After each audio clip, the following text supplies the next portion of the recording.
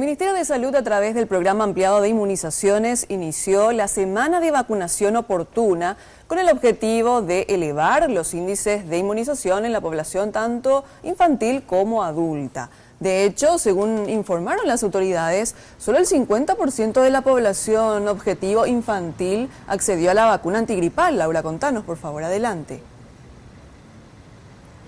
Sí, y en total son 22 tipos de dosis del esquema nacional de vacunación que estarán disponibles de manera gratuita en todos los servicios dependientes del Ministerio de Salud. ¿Cuáles son específicamente esas dosis y dónde son los lugares a donde van a llegar? Escuchamos lo que decía al respecto el doctor Luis Ferreira. La intención de esto es regularizar la vacuna a aquellos niños, adultos que no tengan su vacuna al día, regularizar con ellos. Insistir en los lugares de riesgo, en las zonas inundables, en donde la gente necesita ser vacunada contra la influenza. También regularizar la vacuna de la VPH, que es la vacuna contra el cáncer del cuello uterino, a aquellas niñas que nacieron entre el 2005 y 2006. Acá en la 18ª región, Brasil, Fulgencio de Moreno, nuestro vacunatorio está abierto todos los días, inclusive sábado y domingo de 7 a 18 horas.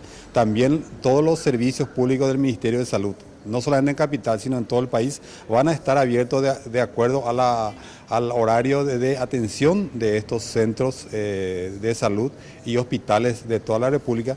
También van a estar nuestras brigadas de vacunación visitando casa por casa, especialmente en las zonas vulnerables como son los bañados norte y sur aquí en la capital. Y de acuerdo a lo que nos indicaban desde el Ministerio de Salud, la vacuna que todavía no llegó a su nivel de aplicación ideal es la vacuna contra la influenza, que sí llegó al 100% de los adultos, pero solo al 50% de los niños. Recordemos, esta semana de la vacunación oportuna se extiende hasta el 9 de julio. Bueno, muchísimas gracias, Laura Penallo, por esta información. Entonces, insistamos con el tema de la vacuna antigripal.